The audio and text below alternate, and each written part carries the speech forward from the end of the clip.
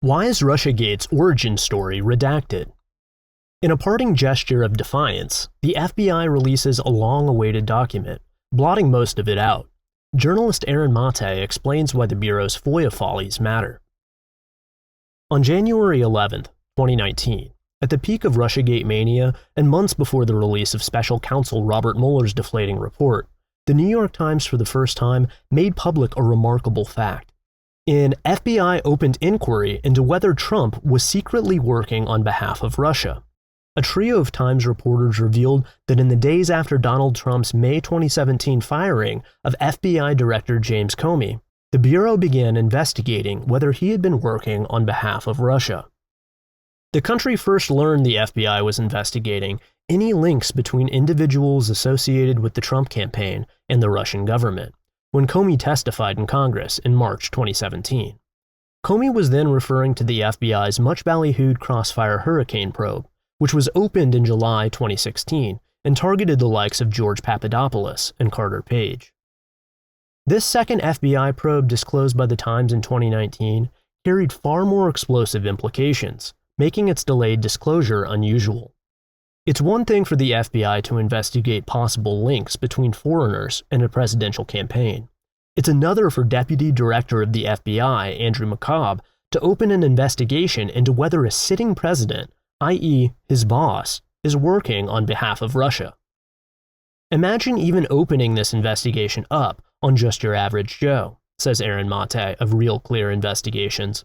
That would be crazy, unless you have some real predication. But this is the fucking president. Andrew McCabe decides that he can do this. On what basis? Either the FBI had evidence to start such an investigation, which would be damning to Trump, or it didn't, which would be damning to the FBI. Which was it?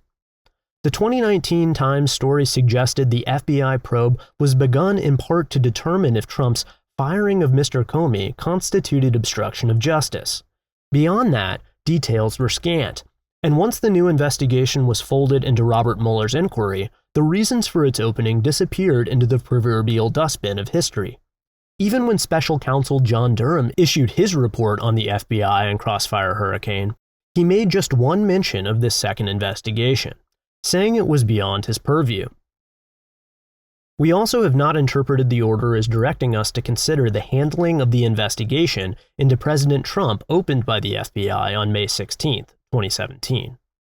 Nobody seemed to care what this second investigation was about, or what evidence was submitted to justify its opening, until Aaron and Real Clear in December 2022 sent a Freedom of Information request. They sought a copy of the original document explaining why the FBI opened a new sensitive investigative matter on May 16, 2017. It took over 2 full years for the Bureau to respond. The answer was a middle finger, 6 pages, almost entirely redacted, with the exception of a few paragraphs. The released documents weren't entirely bereft of information. In fact, they should contain enough to pique the curiosity of any incoming officials looking for places to start unraveling the Russiagate mystery. Whatever's underneath these redactions is embarrassing to someone. Aaron yesterday published a story on the subject at Real Clear Investigations, which I recommend everyone read.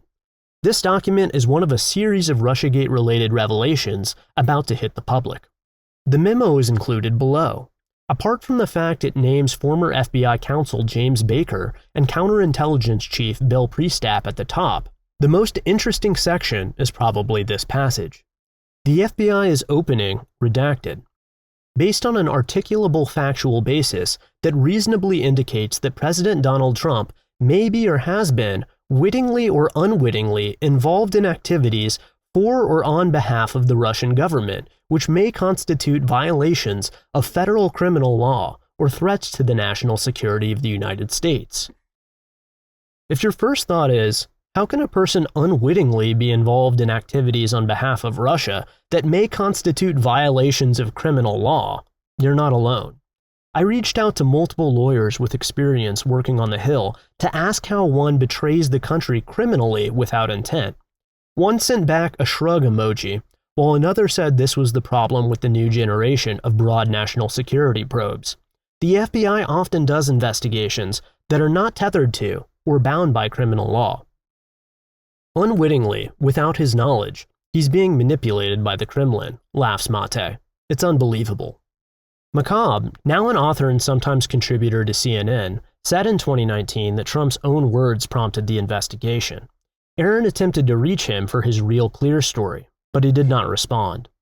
This is not a small issue.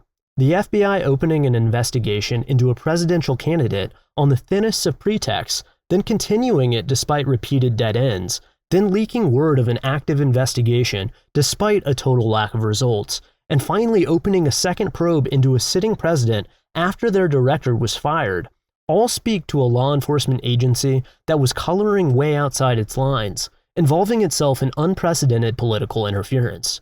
Whoever takes over the Bureau needs to unredact these and many other pages.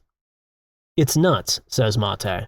Trump is in office, and they decide after he fires Comey to open a second investigation just of him, not his campaign, but him, suspecting him of being a Russian agent. Why? He pauses. We know the pretext for this first investigation was George Papadopoulos. What's the reason for this one? Probably the firing of Comey is in there in the redaction. There's got to be something else, too. But what? Let's hope we find out soon.